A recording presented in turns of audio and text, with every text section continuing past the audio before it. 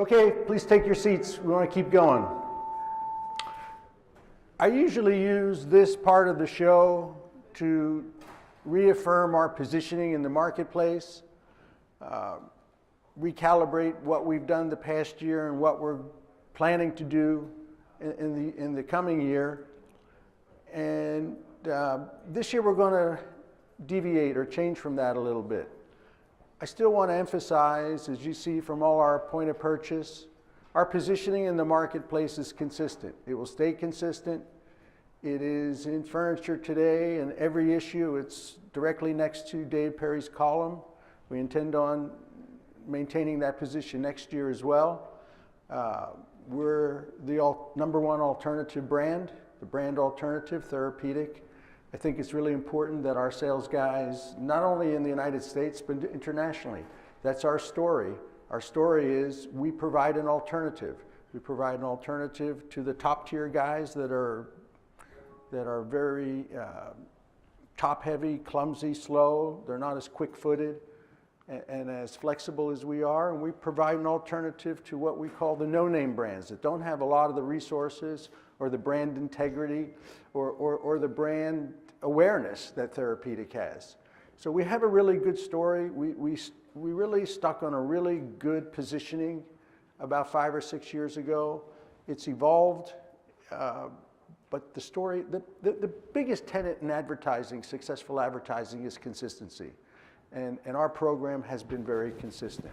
You know, right before he passed away, Earl Cluft had texted me, and I thought he was complimenting me on our trade ads. And he actually was telling me that our trade ads were not good. And I look at it again, you know, when I sobered up, and I read it the next morning, and what he ended up not liking, he didn't like the artwork we were using. He didn't like the mattress. He goes, your borders don't even match. And then right before he died, he texted me again. He said, but I want to tell you something. Your message is spot on. Don't change your message. And so, you know, a voice from the past and now from beyond, Earl Cluft, marketing genius, he saw the value in us maintaining a consistent position. The one I want to talk about today is really a little bit different than our typical, this is what we're doing. I'm going to talk about what's happening. I'm going to talk about the future. As Gene Marks said, you know, we're planning out what's going to happen in 2 or 3 years. And I see 2 or 3 years, our industry's gone through dramatic changes. And I think the changes, you're not going to recognize this business in 2 or 3 years. And the biggest thing that I see this changing, about change, is the speed it's happening at. What used to happen in our industry used to take 3, 4, 5, sometimes even 10 years for everybody to get on board with things like, say, visco foam. The change is happening at rapid speed now. The winds of change, they're blowing through with hurricane force at hurricane speeds. We have to be nimble enough to respond to that. And you know what, when you're faced with change, you have, like, there's 3 things you could do about change. You know, the first thing you could do is ignore it, ignore a market change. You can resist it. We're not changing, we're going to stay doing what we're doing. Or you can embrace it. And I think that's the intelligent thing for us in moving forward. We're embracing, you can't stop change, you can't stop progress. We want to embrace it, and it's still in the early enough stage for us to embrace it at a good point. What we're going to talk about is, #1, you know, why are we all facing depressed numbers right now? And there's a market shift in imported mattresses. From 2008 to 13, the estimates were, U.S. Customs estimates were about somewhere between 1 to 2 million mattresses were entering the United States imported. A lot of them were being stopped by Customs because most of them weren't FR compliant. But something's happened since 2014. As you can see, this trend is dramatically changed. I'm speculating on a reason for the change. I think the bed in the box, the vehicle, the bed in the box has delivered the United States to China. Those beds are coming through without any customs, any stoppage at customs. They're just coming right into the United States. Our growth rate is about 5% annually in U.S. mattress market. U.S. domestic manufacturers, a paltry 1% of that. The Chinese and other foreign importers are gaining a 35% share of that growth. So you see this dramatic, very, very high-arcing change here on the imported mattresses. Even in the last 2 years, you're looking at mattresses going from 2.6 million to almost 6 million projected imported pieces. Dollars, the same. Big difference.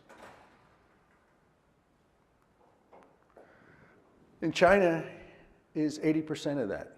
Okay, so 80% of these imported figures are coming from Asia and China in particular. And it is in the bed in the box. That's what's delivered our country to China. And here are the dollars as well. So when we say, what's happened to the mattress business, and ISPA's showing, ISPA shows, we don't, and Mary Helen will talk about this later, one of the things we haven't done a good job with is count the international dollars, but we're getting a whole lot better at that. But this comes from databases. This is pretty accurate information, and also Leggett & Platt has supplied us with a lot of the information on this report that they have researched.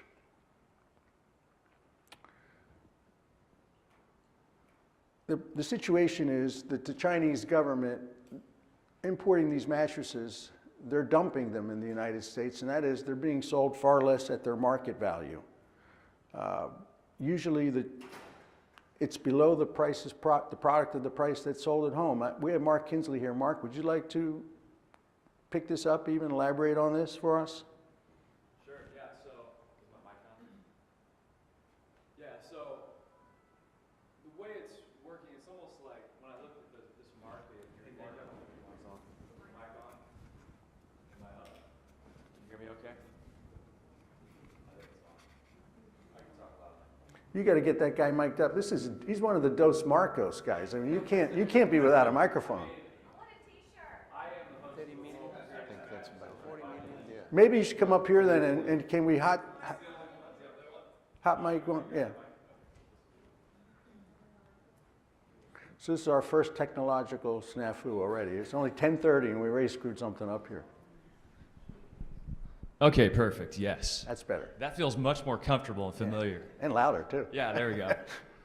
So yeah, we've been at Leggett looking at some of the public data for quite a while, just to figure out what are these trends, where are the pieces moving, how much of the growth is happening in bed in the box domestically versus from an import standpoint. And as these numbers started swirling around, it was almost like the U.S. was having this 5% growth, but U.S. manufacturers were only getting 1% of that growth. And it's almost like this new upstart was just capturing all this market share. Well, that upstart was China, and it was Chinese imports. And so, the reason a lot of times this happens is they're trying to capture market share. And so, yeah, they're trying to capture market share. And when they capture market share, eventually they're going to put people out of business, U.S. manufacturers. And then when they put you out of business, that's when they raise the prices, and they're able to, keep jobs at home and overhead recovery and all the different things that go along with having a factory. So I think we kind of covered why do the producers dump the mattresses. They take it at a loss. They create jobs. It's an attack on an industry. And we've seen this from time to time. And if it takes hold in one industry like mattresses, then it may go to others on the peripheral, maybe like furniture and beyond. So we're in the middle of an anti-dumping case, and Maria's going to talk about this a little bit later, but some of the biggest mattress manufacturers have filed a petition. And what happens is you have two entities of government. One is Commerce, and one is the ITC, the International Trade Commission. So Commerce is kind of like a detective, and the ITC is more like a judge. So the detectives are out there trying to evaluate the industry and determine if there has been harm. And so Commerce is doing that detective work, and whenever they find a suspect, they might put them on house arrest. which is kind of like issuing an injunction, and there's an amount, like a duty that goes into effect immediately. And that prevents, you know, people bringing in a bunch of containers of mattresses that they can then sit on at that lower price. And I think even part of that can be retroactively applied in some cases. So Commerce is in the middle of their detective work, and then they have to pass that off to the ITC. ITC is the judge, so they get the white wig and the gavel and the black robe, and they look at them and say, yes, there has been actual harm to the mattress manufacturers, and they have to be able to show harm. And so if harm is shown, they issue a duty, and that duty goes into place. And it could be significant. It could be a very high duty. And if that happens, most likely you'll see imports from different markets. You'll see a gap in the marketplace. So look at how many pieces were up there. What was it, 5 million? Almost 6. Yeah, almost 6 million pieces. I think China had about 80% of those. So you have millions of pieces being taken out of the marketplace right now, and that could create a void and create a vacuum. And like Jerry said, a lot of that's probably in the roll pack space. What does Leggett think the time frame would be on this government duty? I believe Marie may have some more information on timelines, and I know Mary Helen, you guys are in the thick of that at ISPA, but it looks like this would be wrapped up within a year, and I think Commerce is going to make their recommendation. So the detective is going to go talk to the judge here coming up, I think this week, or maybe on October 8th. So after that, things from a government standpoint, this process moves very quickly compared to traditional government activities, which churn and are pretty slow. Yeah, Jerry, I think early November is when the initial determination is slotted to be made. Early November. Okay. I just wanted to interject something. I happen to be sitting in a meeting within the last 2 weeks. Hold on, let me get you this mic. That way we can all hear you. He's a pro. This guy's a pro. He knows what to do with the microphone. I was with a company that was making a presentation from, I believe the company is called Sea Mattress out of China. And when we brought this subject up about the duty and all of that, they said, no problem, we're prepared. We will immediately begin shipping from Malaysia. Now, whether that is the old bait and switch or they're just going to move product to Malaysia and market out of that to something else, but this is a very large manufacturer. So, Well, certain guys may have multiple factories in Southeast Asia that they can move from, but I would think, and I don't know, this is my ignorance, I would think that if we're going to put a duty, we're not going to target just like a laser. It's going to be a broader blanket of a duty. I would think that. I would hope that anyway, to prevent that type of activity. And I think it goes into a country by country examination to determine if there has been, you know, subsidizing and lowering the cost unfairly. And then, you know, we've seen it in the past from a component standpoint, you know, moving product from one country to another and then bringing it into the U.S. and Malaysia being one of those. I guess U.S. has some protection for certain countries in Africa and the Middle East by sealing the furniture sector. Just saying it's coming from the country and it's exempted from the overtaxes. So maybe it's going to be a world and cover all countries, but there will be exemptions. There will be exemptions. Yeah, I'm sure there will be. Whether the government chooses to support.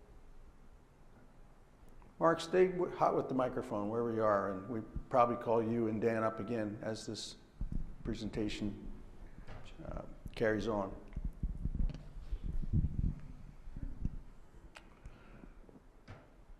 And this is where we think it's happening. This is the big delivery of it all, is the bed in the box. And, you know, I don't want to present myself as the prognosticator, and I'm certainly not the sage of the industry. When one-sided mattresses came out, I was the guy that said, take them off our floor. That'll never sell. That'll never work. And look at the history of that. But one thing that I've learned in the past, there are changes that have happened in our business. Some big changes like visco elastic memory foam. Not everybody got on that real fast, but even the way we packaged mattresses. I remember when I came into the business, all mattresses were packaged in paper. It's like your grocery bag. It was paper bag. And you'd go through a mattress factory and there'd be 6 guys at the end of the line with, they had a whole little system. Actually, it's how they still do it in China, Paul. And then all of a sudden, Paul Block invented the bagging machine. And when he invented the bagging machine, you and your family, that was a beautiful thing. And I remember being a retailer, a young retailer, and resisting that. Like, that was not how a good quality mattress came in a plastic bag, which was kind of silly. You could see the stock, you could see through it. We complained it was dirty, it was hard to hold, and it was easier to carry than a big, bulky piece of heavy-duty cardboard paper. But we were resistant to that. Next thing you know, there was a bagging machine in every factory in the United States. Everybody's using a bagging machine. Okay, so it's changing. This is the bagging machine of 2020, I'm going to say. Every factory in the United States and perhaps soon internationally is going to have at least one of these things in their factory. And the biggest proponent of these boxes are the online guys. These are the number of online brands. There's almost 200 of them now that are on the internet. And very few of them, as you can see, have expired. So it looks like a relatively healthy business, this internet mattress business. Here we talk about, these are the most searched brands on the internet by consumers. And this is from 2004 to present. If you look at the big activity is with these guys and these guys. The traditional players here, not nearly as exciting to the online searchers. That line right under there, that's the TheraPedic website, right about there. Very little activity. Susan's done a great job making it better, but we still get nobody hitting it. But we do get a lot of hits. What we noticed on our website, and this is fair, people hit our website and they bag off of it like in 30 seconds. And so we said, what does that mean? They made the mistake. They thought they typed in Tempur-Pedic. So anyway, state of the online industry. This is the fastest growing part of the industry. It's gaining market share, and as we showed you earlier, there are a bunch of players out there, a bunch of new brands. The new brands are replacing the iconic brands in the mindset and the positioning of the millennial generation of buyers. And these guys are starting to do things that are making them look more and more like us. They're moving into physical retail locations for the first time. They're not having a one-size-all product anymore. And they're also having multiple price points. It was only 2 years ago where Casper dominated the business with one model at one price. That's changed quite a bit in the last 18 months. So this is the evolution of this business as well. Where are some of the benefits of the roll packing? Well, the freight is a big benefit. We all have the issue of the increasing freight costs. But and they've increased rather dramatically in the past few years. There's a shortage of truck drivers in the marketplace right now. This mandatory logging devices that the trucks are mandated to have has reduced the efficiency of a lot of our trucks on the street. And fuel cost is an unknown. It's always a variable, always a wild card, the cost of fuel. The other benefit is the space savings, not only for us in our own factories and in our trucks to ship, but this is what, my opinion, this is going to be what every retailer's warehouse is going to look like in 5 years. With multiple brands, obviously, but that's what a warehouse is going to look like, full of those boxes. They're not going to be stacked with plastic bags anymore. This is what it's going to be. It's going to be beds in a box. When we came out with the Bravura line 3 years ago, and Bravura has been the most successful product launch we ever had at TheraPedic. And we did something different. We took away a border rod and we didn't foam encase the bed. And I remember I had a couple licensees say, we can never sell a bed at $9.99 that isn't foam encased. And I said, you're gonna have to, because this is the future. These beds can be roll packed, where our other stuff couldn't do that. Some of the other things, I think you're gonna see our product in big box places that don't carry the product right now. This may be the deliverance. You know, our major account, Bed Bath & Beyond, has never been able to sell mattresses. This could be their solution. This could be the answer. And these things are easier to get, not only get delivered, but they're easier to get into the home and drag them up steps or taking them to bedrooms. It's an easier delivery. And this is what we talked about when we started with Bravura. We had a different component that eliminated the foam encasement, eliminated a border rod, two previously unheard of. You know, you're gonna make a mattress for $1,000 without a foam encasement or a border rod? It's worked. And now that we're going to try to deliver them the way I think we need to deliver them, this is going to be an essential part of the production. And same thing with a lot of our materials now. Some of the materials we use, you know, things like, say, cotton batting have gone away as it is already, but you're going to see more resilient and lighter weight components in these mattresses as we move forward.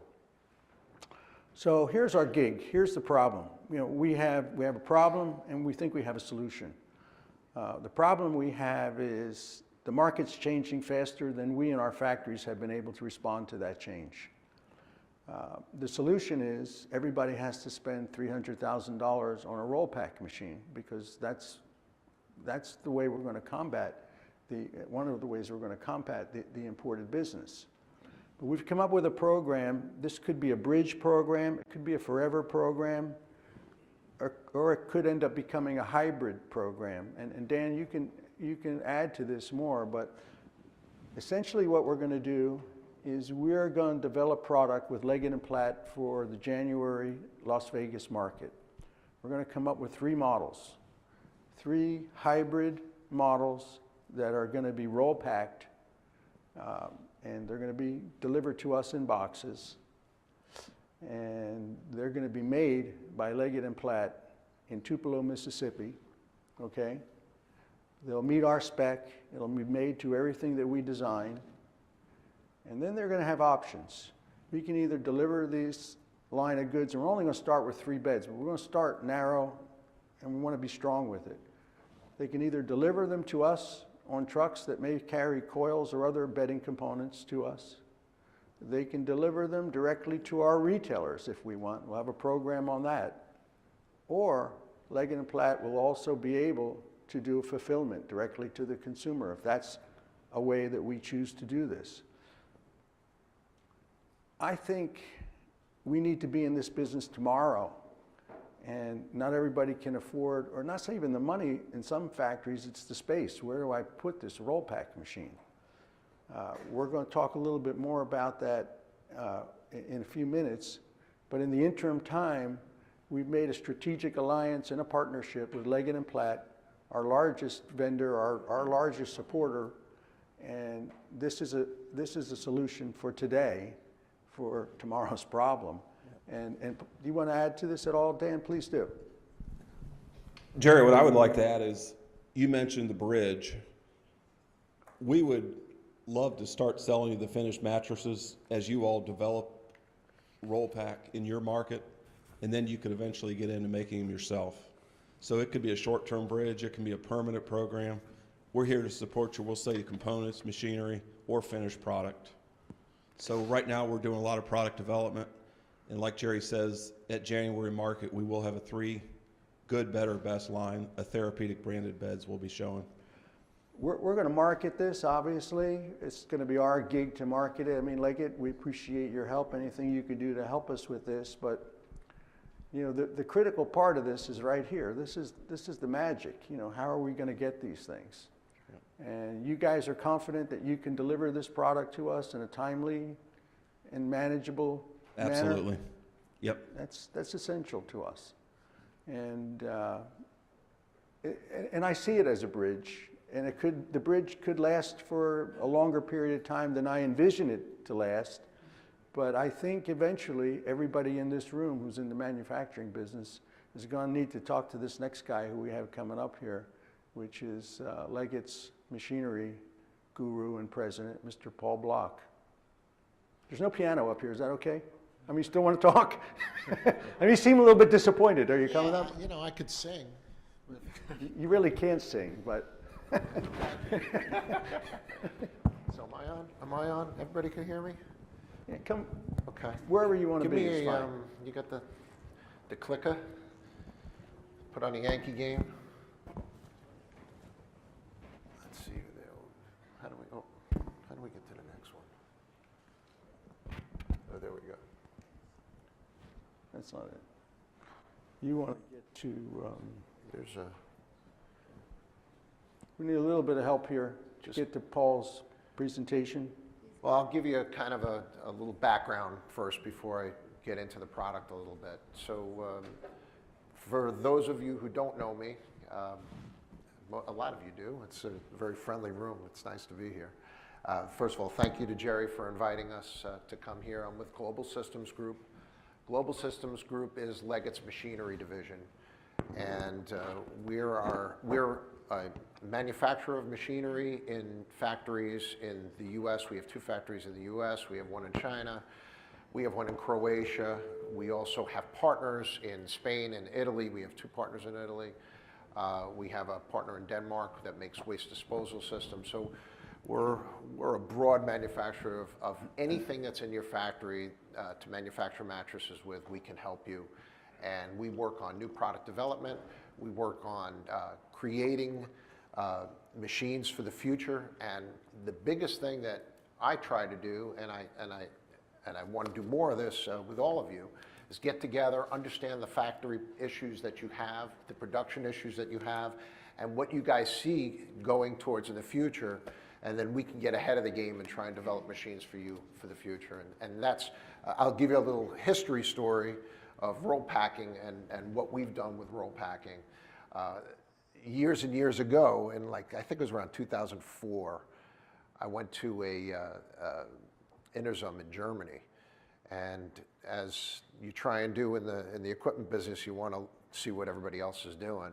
And I had a competitor at the time. I used to have my own business that made machinery before I was bought by Leggett & Platt, and I had my own business for 26 years.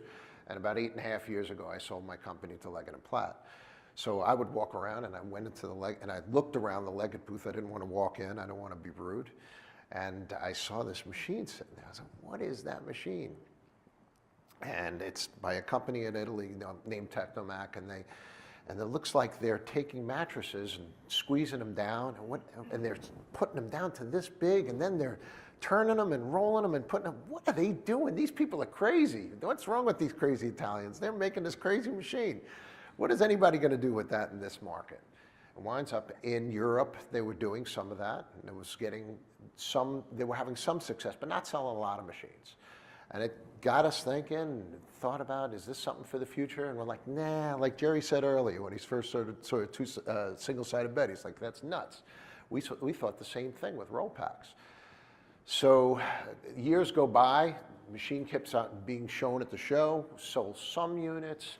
Then when I came to Leggett, we had a machine at the show that wrapped as well as put the plastic on. It compressed and rolled also. We thought that was going to be great. Nobody bought it. Nobody even thought about it. And we were shocked. But at the same time, here we are now in this day and age where roll pack has become such a huge part of the landscape and what everybody needs to do and what they're seeing for the future as far as saving the freight costs, as far as be able to compete in the market. What we've been challenged with is from those early machines where they were made to really just compress foams and soft foams at that and be able to roll them.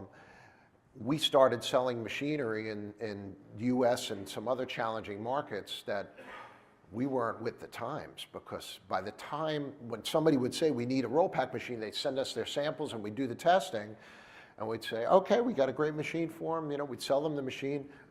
By the time the machine got there, the customers would be compressing and wanting to roll stuff that the machine wasn't made for, because what happened was the markets were maturing And people in the markets wanted to put in springs. They wanted to do things that they weren't capable of doing when they ordered the machine.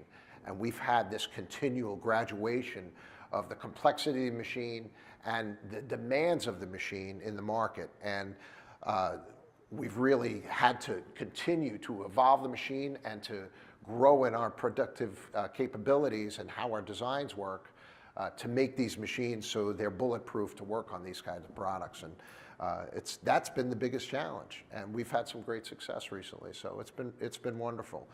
So that's your history lesson for the Rollpack machinery, and I'll give you an idea as to the types of machines we make. We make it's a larger line, but I'm not going to get into that because I'm going to talk about the thicker product. We make machines that go on the thinner products.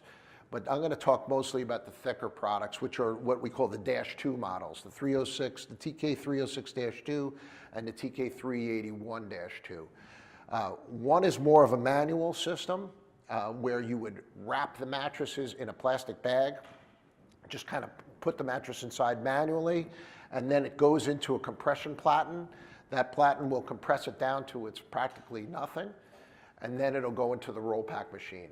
But what it'll do is also, we have a device that will also transfer it, fold it in half, and turn it so it goes in the smallest way so your package is minimized as much as possible when it's rolled. So I'll give you an idea of what these machines are and what their options are. So this is the more manual machine like I talked about earlier, the TK306-2. Some of the options include that folding device. If you look in the, I think I got a pointer here, don't I? Yeah, there you go. On this one right here, look how much I'm shaking. I'm not nervous though. When I'm playing the piano, I don't shake. Yeah. So this machine will fold the mattress after it's compressed. Will come into the machine. It'll fold it in half, perfectly fold it in half so it goes over itself, and then it'll turn the mattress so that the smallest portion will go into the Rollpack, and then it'll go in the Rollpack. This is the turning device over here. We also have a lift in a box device that after mattress drops out, after it's rolled and it's wrapped, it's going to drop into a trough. That trough will pick up the mattress and it'll put it at a height where the operator can work with it easier. And then we have a pusher that'll push it into a box. Some new technology we're working on is actually fabricating the box and being able to close the box as well. So trying to get as many hands off of this operation as possible. It is a challenging operation, and in a factory, the less labor you put on it, the better. So that's the 306-2. The TK381 is more of an automated machine where the mattress, after inspection in the factory, you can have conveyor going right through, right into this machine like you do with any wrapper that you have in your factory right now.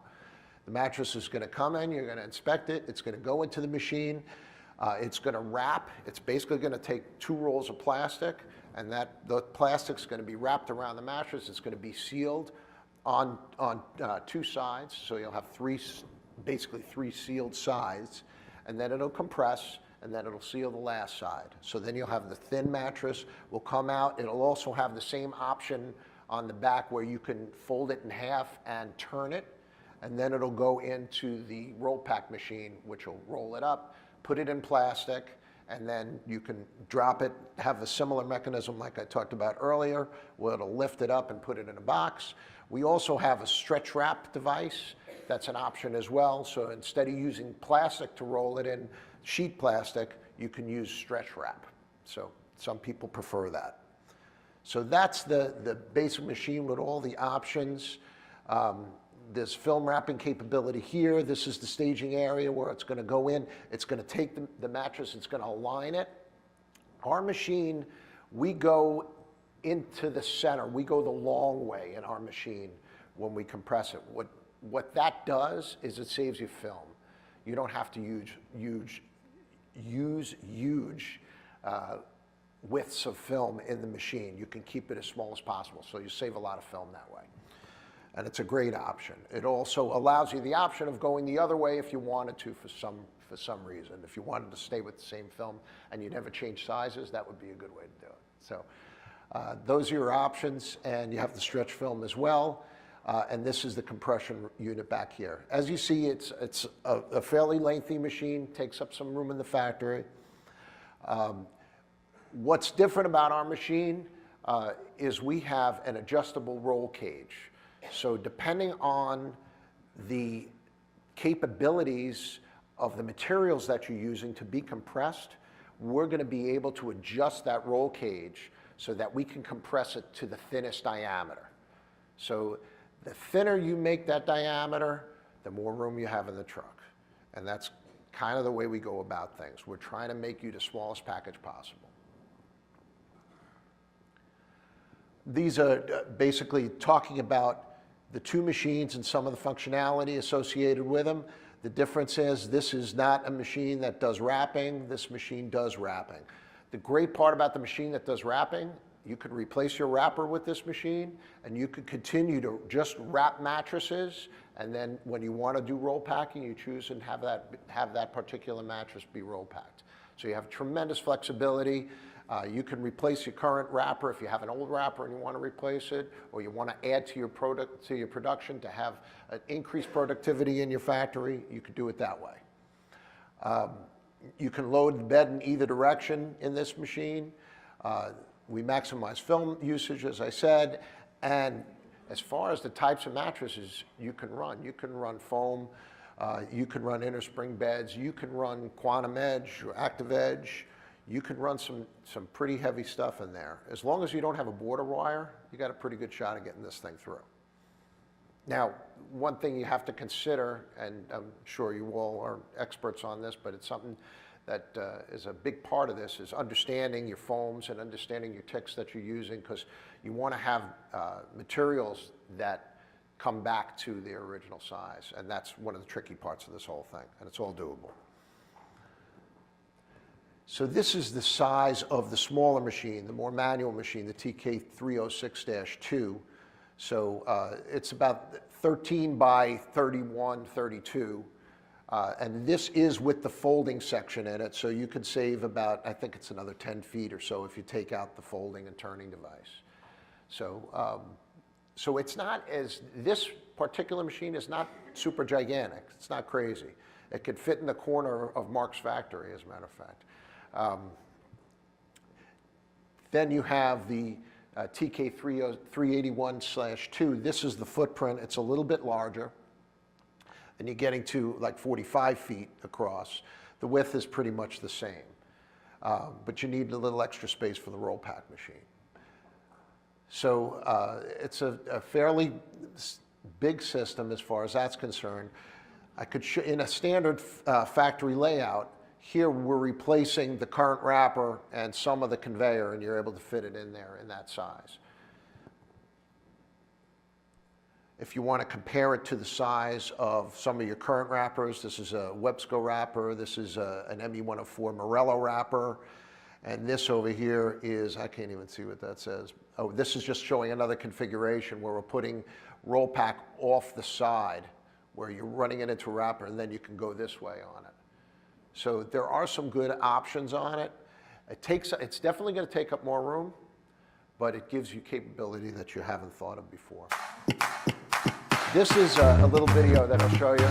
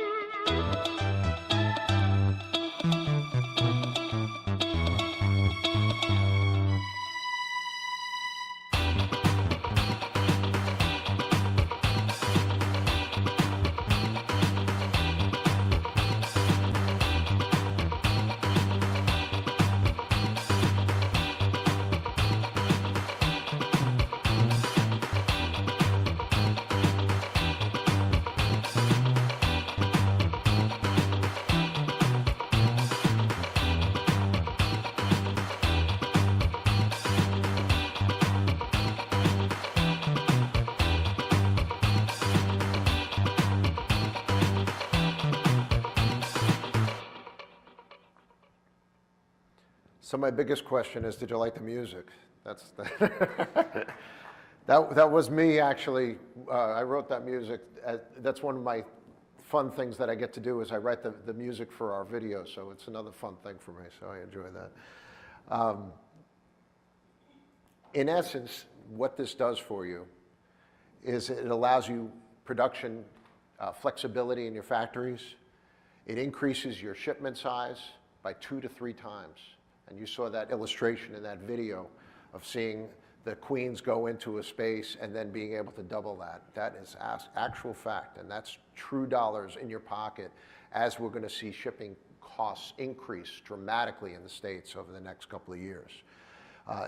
Reducing the shipment size pays back the machine quickly. When you start looking at what you could save on shipments, this machine, it seems like it's going to, how am I going to spend another $300-something thousand? You know what? When you start calculating that payback, it's pretty quick when you start increasing your shipments like that. And it puts money in your pocket. After it pays for the machine, that's money in your pocket. It makes a lot of sense. And it also makes you competitive and being able to move into the new economy and the new market. So thank you. Any questions? Anybody have anything they want to mark?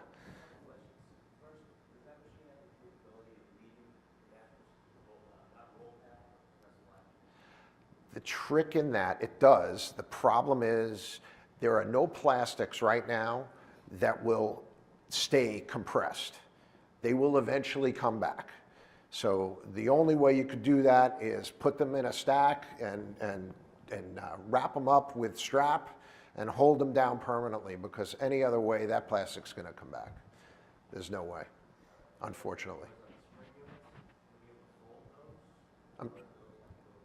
No, you can fold spring units, absolutely. Yeah, just no border wires.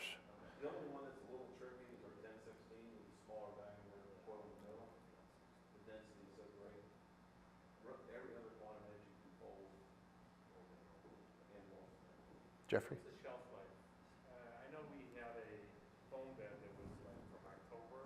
We tried to open it up and it never came back. It got pushed back, so nobody just sat there too long. Is it like 2 to 3 months and that's about it? I think it really depends on the type of foams you use, correct? Yeah, Jeffrey, if you use like a 1.8, that's our minimum. These were all 1.8. We've done some testing on inner spring with a 1.8, and 6 months they've held up very 6 well. months. Yeah. Are you finding more recovery with the inner springs now versus the all foams? Yeah, the inner spring's got a lot quicker recovery time, so it pops back very quickly. One of the benefits of a roll back mattress too is you get some false loft in the mattress. When you actually put it under the pressure of roll packing, it does extremely well after in testing, in the height as well as firmness. So that's one of the benefits. It takes some of that pre-loft and compresses it out of there. Acts as a tufting machine. Exactly. Susan, you may want to give him the microphone for that. I think that's worthwhile, you addressing the group on some of the further benefits of that, Dan. Why don't you talk to us in a little more detail about that? Because I think most people are unaware of that benefit. Jerry, it's like a, can you hear me okay? Yeah. Perfect. It's almost like crating an inner spring where we plan on losing about 1/8 of an inch when we crate due to the pounds of pressure that crate is under. When you roll pack a mattress, that compression is the most pressure that mattress will ever be under, and it takes off some of the false loft in some of the filling components. So a rollator test, the durability, the height, the firmness, the changes are minimal. It actually performs better than a non-roll pack mattress.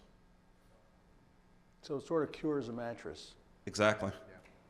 It just compresses it, and then when it's out of the roll, it's in that state permanently. Interesting. About the cover stretching, just like that was opened up and the cover stretched 4 inches, but then it leaks. Some of the new, The unit might be compressed, but the fabric didn't come back.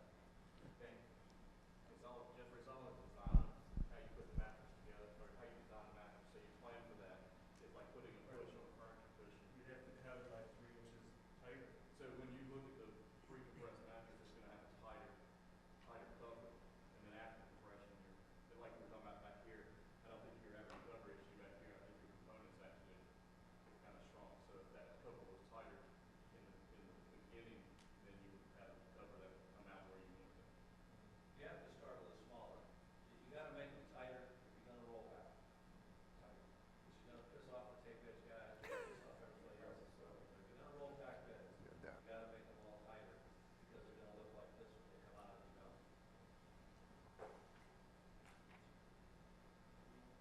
Any other questions? Well, thank you, Paul. Appreciate you, man. Thank you. My pleasure. Thank you, man. Thank you.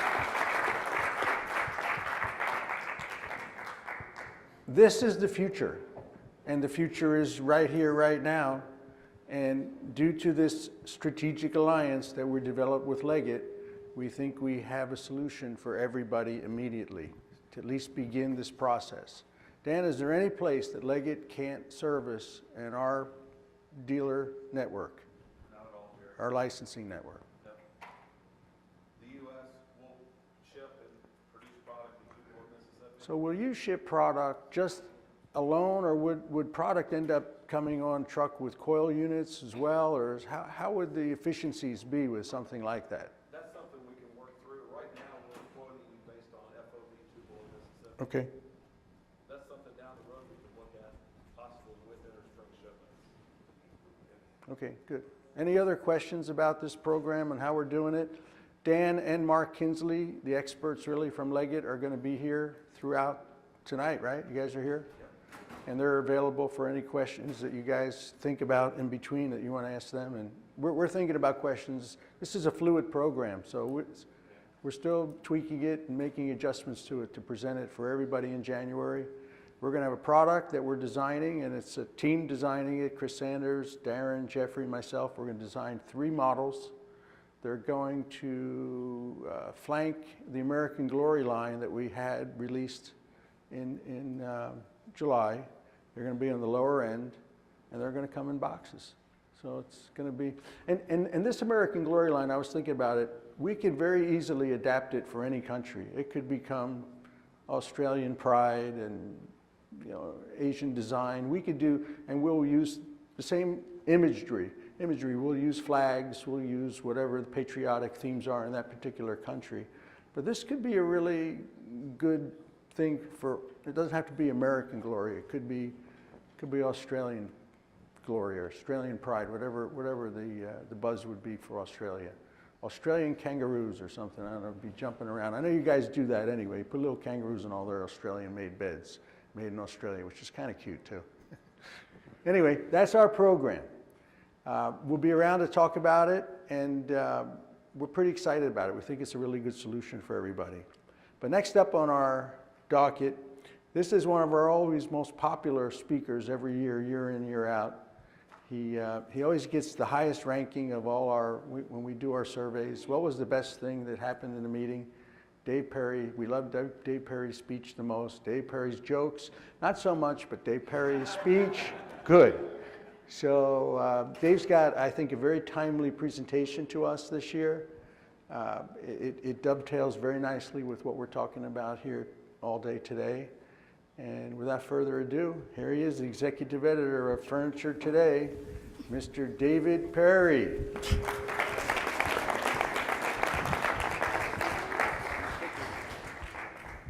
Appreciate it. Thank you. All right, that's a great intro. I'm going to stand up here because I've got a confidence monitor, so I don't have to look over my shoulder. First of all, this is really great stuff. Jerry said I'm going to have great copy. This is incredible copy. I'm excited. Well, first things first. Mary Helen and I had a little bet. She said, if you wear that TheraPedic red hat, she would give me $20.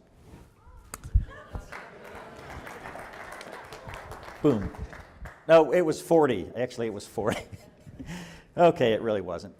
But that was kind of fun. Now, I want to start out with a salute to one of the brightest guys in the industry. Brilliant, understands what's going on, really in tune with today's changing market. Also pictured as a guy from TheraPedic. Okay, we'll back up. Jerry, that actually applies to Jerry as well. This was American Glory in Las Vegas. We did a video on this. 1,000 people have seen it. This was a huge hit at the Las Vegas market. And here's a quick recap of Las Vegas. There were 10 bedding banners on the parking deck. There were 10 banners on the parking deck. 7 were bedding banners. This is the second one. Make America sleep great again. Yes, it riffs on Trump, but as Jerry said, to be great, you've got to sleep great.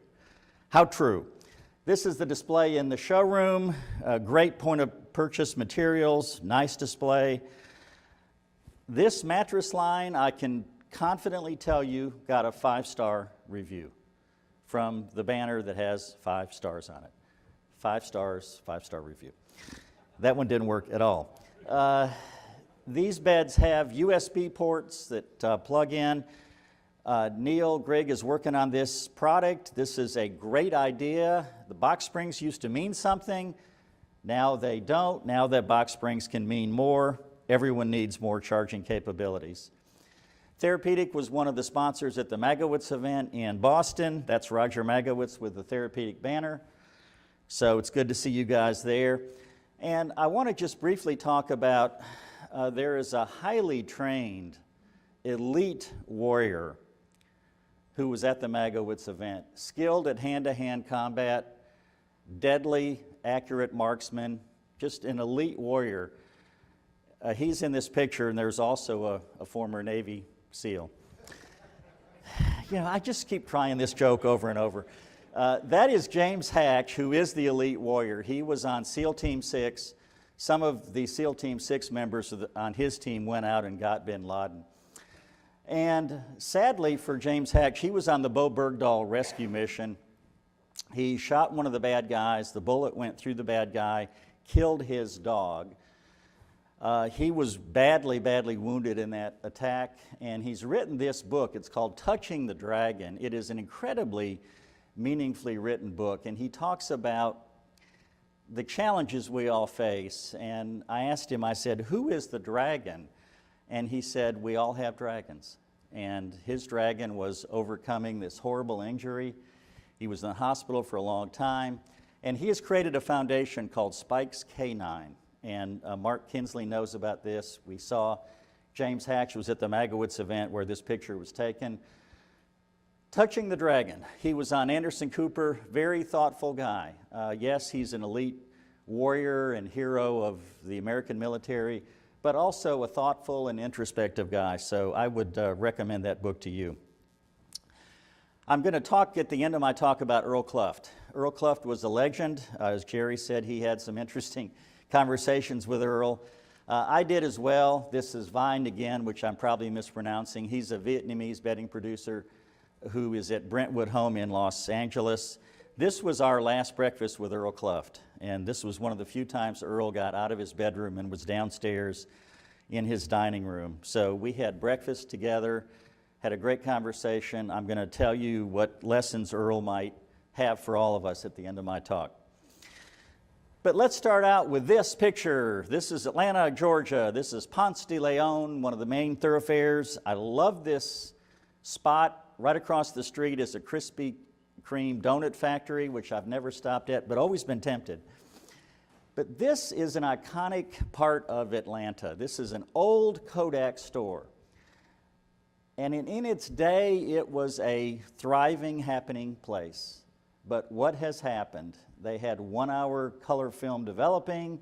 They had this neat metal sign up there, which is getting repurposed with whatever free parking or whatever that was up there. So I want to briefly ask you all to consider, what are the lessons of Kodak? Kodak owned the film market. Kodak owned the film production market. Can you imagine if Kodak had developed a digital camera? Wouldn't that have changed everything? But guess what? Kodak developed the first digital camera. In 1975, a Kodak engineer developed a digital camera. So Kodak had to decide, and this is not dissimilar to what Jerry just talked about. Jerry laid out a vision for the future for TheraPedic, and you could say, well, wait a minute, we don't do things like that. Okay, so a digital camera comes out, and what do the Kodak executives think? You know, gee, this is going to hurt our film business. Gee, this is going to hurt our film developing business. So they do nothing really to develop that technology.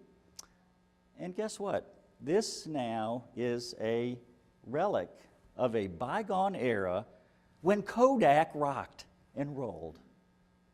And now Kodak is still out there, but in a much, much smaller way.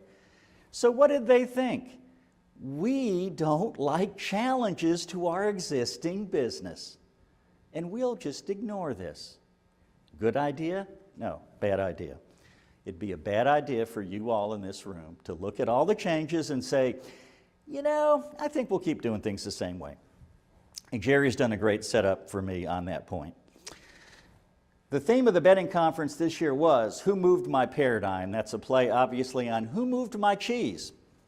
And who did move the paradigm? And again, many of these points have been covered because these presentations seamlessly fit together.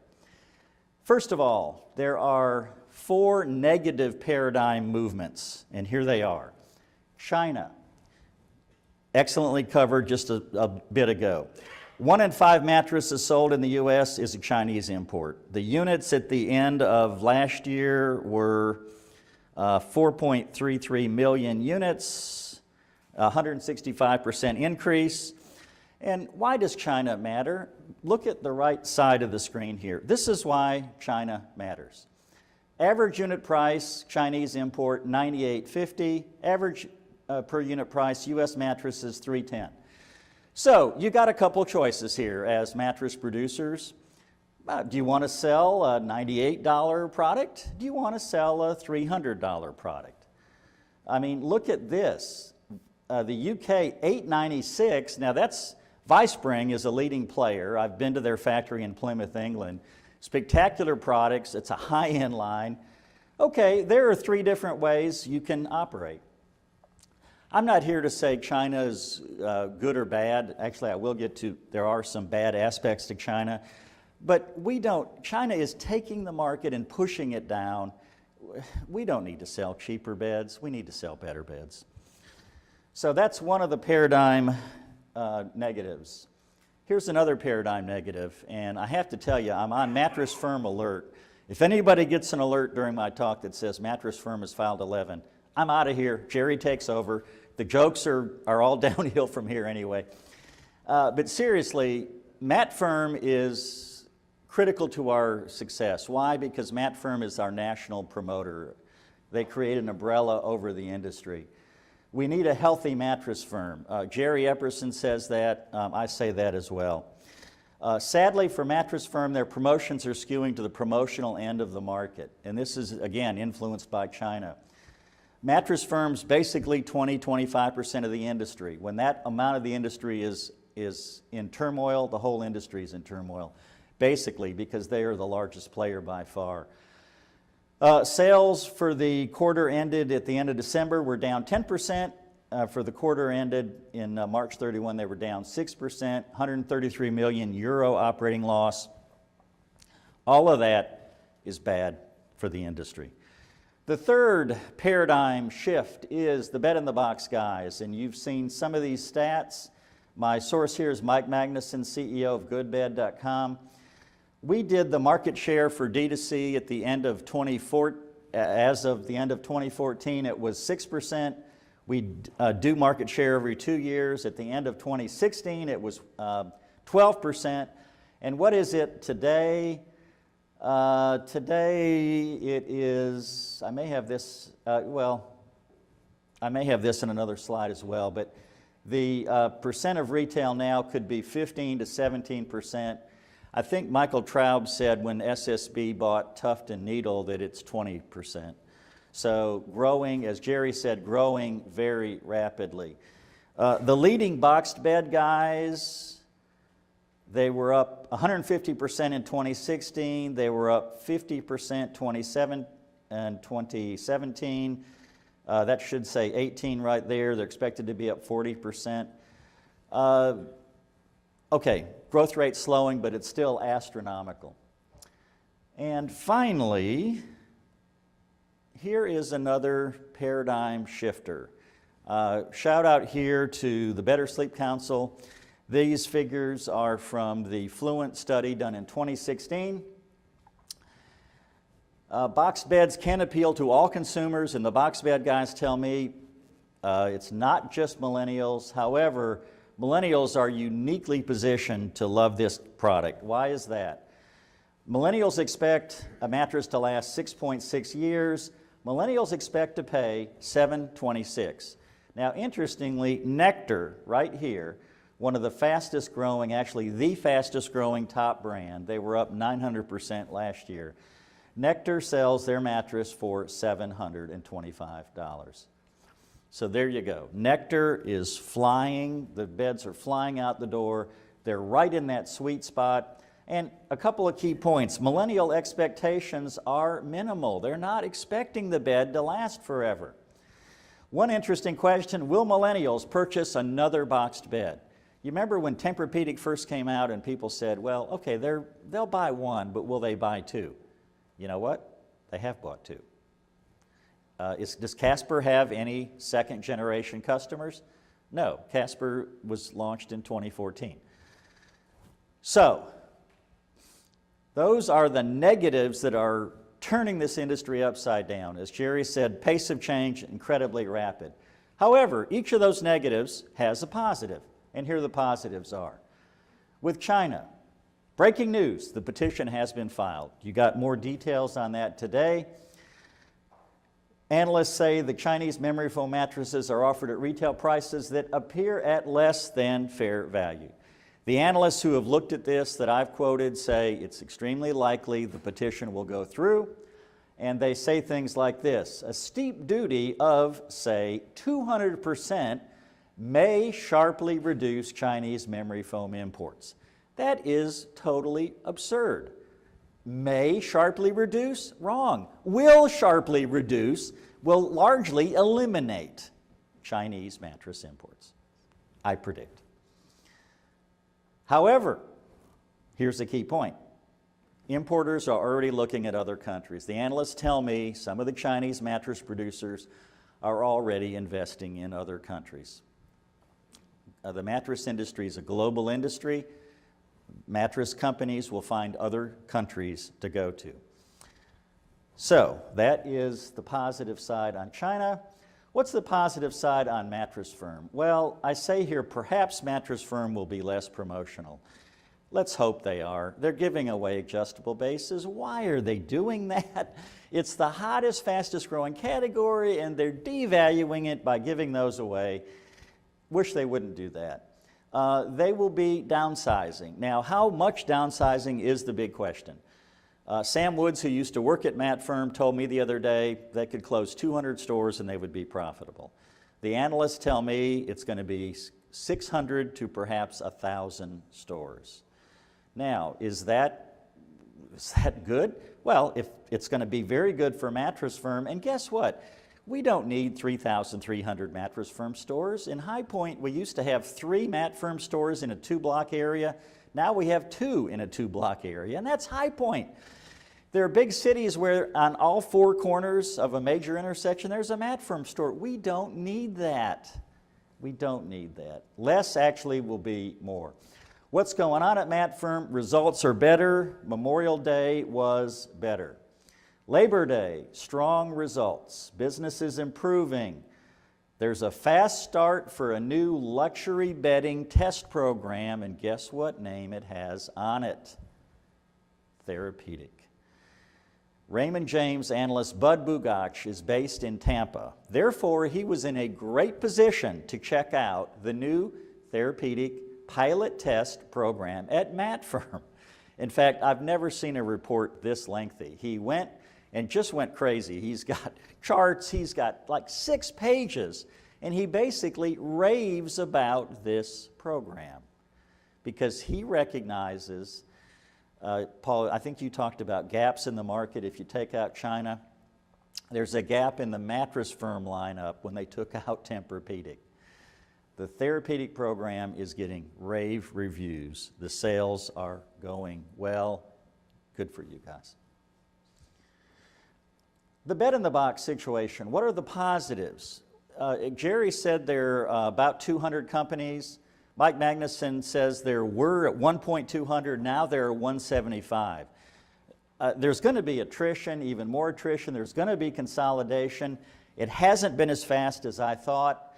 One example of that is DreamCloud, which owns Nectar and has the DreamCloud brand. They just purchased Level Sleep. Now, why did they do that? Nectar, $725 is their mattress. DreamCloud, $1,199, and Level Sleep is at $1,899.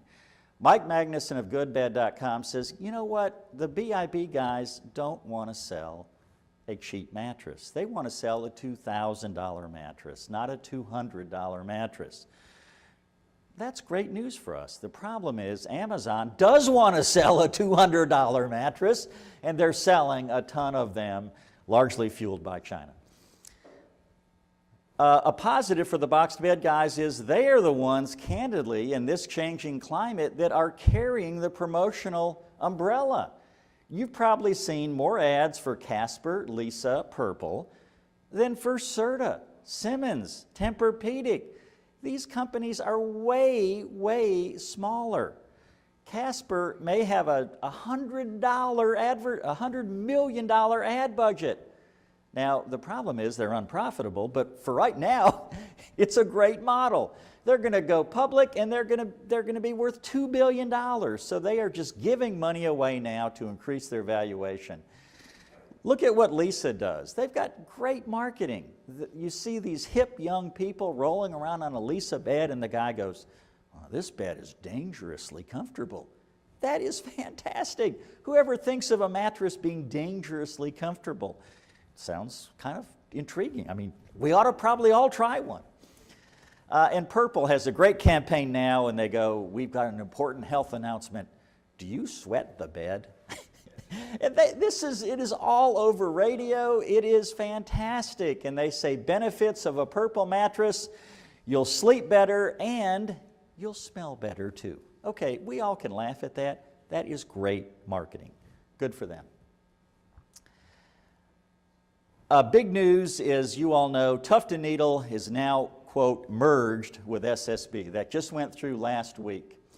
SSB says they're going to offer great digital insights, but I got to tell you, Mike Magnuson had a great point to me when I asked him about this. He said the optics of this are terrible, because guess what? What did Tuft & Needle build its reputation on? You know, we are going to stick it to the mattress man.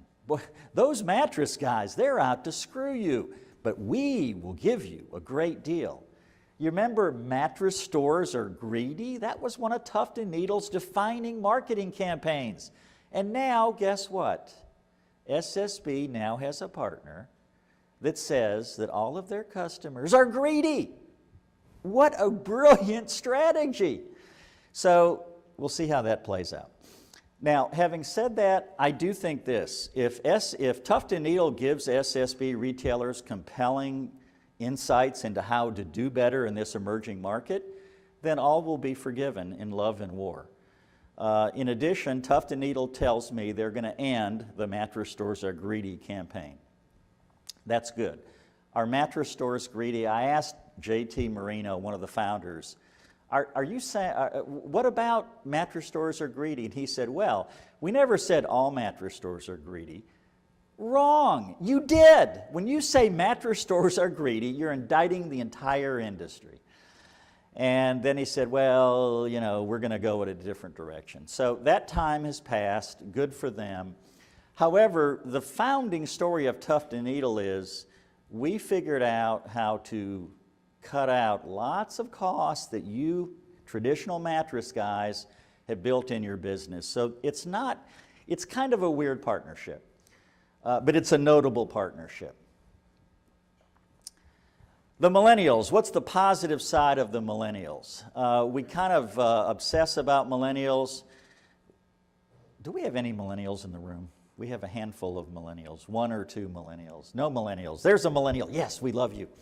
And you know what I love about the millennials, and there's all this talk about them, but you know what, you smug little millennials, you think you're so cool. Every single day you're getting older. Every single day. And someday you'll be like an old geezer like me, and you'll realize how wise you'll become. Seriously, the thing about the millennials is they are getting older, and as they age, guess what? They're going to act more like me and you, and that's actually going to be good for the industry. Why? Again, this is that tremendous fluent research done for the Better Sleep Council. Basically, consumers in the ages of 36 to 55, the Gen Xers, they expect a mattress to last 9.1 years instead of, was it 6.6? They expect to pay $9.89 more instead of the $7.25. And then what about the terrible, aging, decrepit boomers? Well, we expect a mattress to last almost 12 years.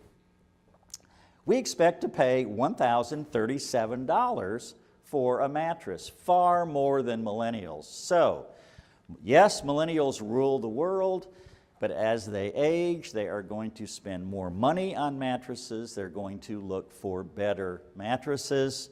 That is all good for us. What's the outlook? Gene Marks talked about the outlook. These are how the numbers shake out. ISPA's forecast for this year is units up 1.5, dollars up 3.5. Furniture Today, we have units this year being up 2.1 and dollars up 2.8. I do have to say, this depends if you're counting domestic or aggregated. Domestically, ISPA says we're in a domestic recession.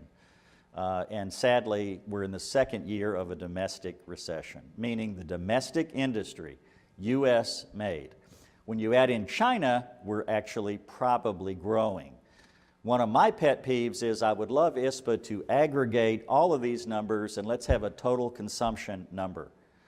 The analysts who've taken their own shot at that say the industry's actually growing. I think one kind of scary thing is to look at the ISPA numbers and think, is our industry declining? I don't think it is. Maybe the domestic part, I'm not sure that ISPA's counting all those bed-in-the-box companies. I don't think they are. Ryan Trainer says they are. I'm not sure. I think when you add them in, maybe the domestic numbers would be a little bit better, but reasonable people can disagree. Jerry Epperson notes that traditionally when the industry has a down year, it bounces back strong. The only problem is that's not happening this year. Units last year were down 4.4, dollars were down 2, and this year through the first 6 months we're still down according to those ISPA numbers. So I'm going to go through a couple recent industry developments and show you some of the things that we've been focusing on at Furniture Today. We had a great bedding conference in May. This is Lynn Jensen Nelson. She was the TheraPedic sponsored speaker. And Lynn had some great advice for us, and one thing that I love that she said is we've got to use partnership language when we talk to our clients in the industry. We need to say, let's do this. And I love what Jerry said. He said, let's work on this Leggett program. Partnerships are a very good thing to be promoting. The moral of this slide is do not wear funny hats. It will come back to bite you. The moral of this picture is, and this is Dr. V over on the right. He is at Miskelly. Dr. V, what is he a doctor of? He's actually not really a doctor, but he talks about better sleep. That's a lab coat that I got a couple years ago for working with Roger Magowitz and supporting the TGen group. So I have a lab coat. You know what? This is an old trick, but what does a lab coat signify? A professional. A healthcare professional. Dr. Perry, I kind of like the sound of that, I have to admit. Dr. V kind of likes the sound of Dr. V. Jordan's, as we know, does the lab coat strategy. And here's the thing, we're selling better sleep. Let's present ourselves more professionally. And a lab coat is one way to do that. Now, you can't just put a lab coat on and then have the same old, we've got a great $200 mattress. Okay, impressive. Shout out to Mark Kinsley, who was one of our best received speakers at the bedding conference. And this slide shows you what could have been. What could have been. That is a t-shirt cannon. That's Mark's wife, Tara, by the way, who was there. That's a t-shirt cannon. You could never get that through TSA security, so he put it on the Leggett jet and flew it down to the bedding conference. And I was in the room with him when he was testing out the t-shirt cannon, He shamelessly stole the true-false part of the presentation that Gene Marks did, and he had some, I like that. Take that call. Tell him you're listening to a great presentation or something. So he stole that idea from Gene Marks, and Mark was testing out the T-shirt cannon. Now, it's got a lot of pop to it, so he was trying to kind of figure, you didn't want to like take Jerry's head off or anybody in the front row. So he's kind of testing it. Okay, the first shot goes straight up to the roof and lands in the ceiling fixture, the lighting fixture. Well, okay, so he recalibrates. The second shot goes straight up to the roof, lands in the light fixture. At that point, hotel security came in and said to Mark, no, they confiscated the cannon. I mean, in a manner of speaking. So Mark could not use the T-shirt cannon. That would have been a great thing to do. Instead, he threw T-shirts for correct answers on the true and false questions. That is a fun thing, and the reason I bring that in is Mark was looking for ways to make his presentation memorable. And guess what? That's a cool way to do it. The trick we have as an industry, we need to make retail more memorable. And that was one of the points of Mark's talk. What are some of the key trends I'm seeing? Adjustable beds, that's on your agenda. You'll see more of those. Boxed beds, this was Customatic. They're putting a memory foam mattress and an adjustable base in a box. They said that's the first time that's been done. VR, this is iSense. They have a cool VR program. I put this VR, whatever you call the helmet, goggle thing on, and I took a really cool tour through an innerspring mattress. And going through the coil was like a roller coaster ride. It was really cool. Now, that is a great tool for RSAs to use. Can you imagine, one of our problems now is we can't take people inside a mattress, but with this you can. Someone says, oh, inner springs, well, what does that do? Hey, I'll show you. You put this on and you're doing a roller coaster ride through the inner spring. Then you get sick to your stomach and you lose the sale. But you should have been more careful about that. Adjustable beds at King Coil, that's another trend. This was their first national adjustable bed line. This is the new TheraPedic Luxe bed, and this is a $4,000 mattress. Why is that a good thing? We don't need to sell more $179, $159 mattresses. A $4,000 mattress makes it easier to sell a $3,000 mattress. So good for TheraPedic. They're trying to elevate prices. Our friends at Casper continue to do really cool things. This is a pop-up program at Nordstrom. Casper is a cool brand, so is Nordstrom. They've partnered. This is a cool thing that Casper has done, and this really ticks me off because I have been pushing this idea for years. Nobody listened. And now Casper does it. And that is, I have been saying we have in our industry, our retailers have the perfect place to offer free naps. Let's face it, 3 days a week, nobody's in the mattress store. Run an ad, free naps, set up little privacy screens, literally let people nap in your store. You're going to say, oh, what a hokey, stupid idea. Okay, that's what you all thought. Well, guess what? Casper's doing it. The Dreamery in New York City, you can sign up to take naps. Here's the story. You can use, it's 45 minutes for $25. They're actually charging for the naps. I mean, I was saying give them away, but I guess charging is even better. Look at those neat little modules. So Casper is bringing fun to the industry. Good for them. All right, we're going to wrap up on Earl Cluft. Earl Cluft was dying when his family reached out to me and asked me to come visit him. So right at the end of the High Point Market, I flew out to LA. I spent 3 days with Earl Cluft. It was uplifting, but it was also terribly depressing, to be honest. It's terrible to see somebody, obviously, as they're wrapping up their life. I don't really know how to do those stories. I did tackle that one. I had to tackle it. What were some of Earl's motivating principles? This is what Earl told me back in 2004 when he relaunched Heirloom. I am bound and determined not to fail in business. I have the same philosophy I've always had. We will not survive long term if we don't do something now.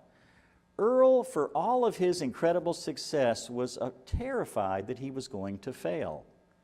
And the sad thing is, he thought even in his heyday, he was driven by this.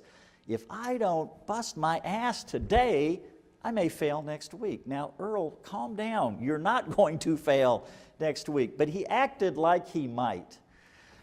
I think there's some positives to that. In the early years of Heirloom, Earl's son Alex told me, Earl actually slept at the factory. He slept at the factory.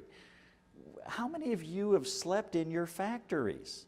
And you could say, well, not my job, everything's going well. Okay, I'm not saying you necessarily should. However, for Earl did. He told me later, he didn't think he wasn't sure Heirloom was going to be a success for 4 years. Yikes. Now, Earl wanted to come back in the industry. He was obsessed with returning. He had a countdown clock that he set. He had a 3-year non-compete. He literally counted the days, he counted the hours. He wanted to come back. He told me the only thing that he escaped with when he left Cluft was his middle name, which was Sanderson. E.S. Cluft, the S is Sanderson. So Earl was planning to launch Sanderson, was going to be Earl's new brand. But Earl was haunted by a couple of questions. Could high-end beds be shipped in boxes? You all may be thinking that right here today. You may be thinking, yeah, these, and Jerry said these are going to be, what's the price range, Jerry, going to be? Has that been figured out yet? Or the retails? Okay, Matt only. Earl, of course, was a high-end guy. So Earl was trying to figure out, hey, can high-end beds be shipped in boxes? And here's another one that was a very big deal. Could he master the changing digital world? Earl said, look, I don't know this world. I don't know it. I don't know if I can figure it out. But here's the thing. Earl Cluft assembled winning teams. He worked tirelessly. He focused on quality. He made better beds with better feels. One of Earl's driving philosophies was, it's about not being happy with the status quo. Now, interestingly, Harry Cornell of Leggett & Platt said the same thing. Earl was a fan of Harry Cornell. Maybe that's where Earl got that. Not being happy with the status quo. Kodak was happy with the status quo until the status quo changed, and the changes were devastating to Kodak. So when we wrap up with Earl Cluft, I want to tell you a quick story, and that is, what's the legacy of Earl Cluft? I spent 3 days with Earl. We had meals together. I asked him hard questions like, what did he want to be remembered for? I came home and I was just really not sure how to write this story. I haven't ever tackled anything quite like this. So I started to agonize over this, and I will tell you that many of the stories that I write come fairly quickly. Of course, after doing this for 35 years and in our industry, in a way I'm rewriting the same story lots of times. But this was not the same story. So I started thinking, how do I handle this? How do I deal with Earl dealing with death? I wasn't sure. I couldn't figure it out. Then I got tied up with a betting conference. I couldn't get to the story. I got tied up with betting market share, and I couldn't think of the story. Meanwhile, Earl is in hospice care. I know Earl is not going to be with us much longer. I'm just trying to figure it out. And I really, to be honest, maybe this is writer's block, or maybe it's just tough material block. I could not really figure out how to write this story. So one weekend, my wife Karen was out of town. I skipped church and I said to myself, I have got to tackle this story. I've got to make myself try to figure this out. I sat down at the kitchen table. I started working. I had all my notes. And the story finally clicked. And I started working away, and I had a whole screen full of copy, and I realized, you know, yes, I am going to be able to tell this story in a way that I feel good about, in a way that would honor Earl. So I'm relieved, and I checked my phone, and at that moment, Earl Cluff passed away. And I really believe, I know this sounds strange to say, I really believe Earl was hanging on, waiting for his friend Dave Perry to get the lead. And Earl was, I want to see it, I want to make sure Dave has got the story. And I did have the story, and then Earl Cluff was gone. So I wrote the story, and the story is a sad story, but it's a hopeful story too, perhaps in a way. Earl faced death, a horrible thing that we're all going to face at some point. He was proud of what he had done. He wanted to come back. He didn't give up on his dream of coming back until literally the last month or two of his life. So one of the great lessons of Earl Cluff is never give up hope. If there's a dream you want to chase, go chase that dream. Earl finally realized he wasn't going to be able to come back. And honestly, that may have been one of the things that really kind of brought the end of Earl, because Earl was so driven to come back. He wanted to prove he could do this again. He loved this industry. He really wanted to come back, but it wasn't to be. But one thing we should take with us, and that is, right now up in heaven, all the beds have been thoroughly inspected by Earl Cluff. The bedding is going to be great when we get up there, and we can thank Earl for that. And we can thank Earl finally for a life well lived, and for focusing on making better beds, not cheaper beds. So that is the message I wanted to share with you today. Thanks for your attention.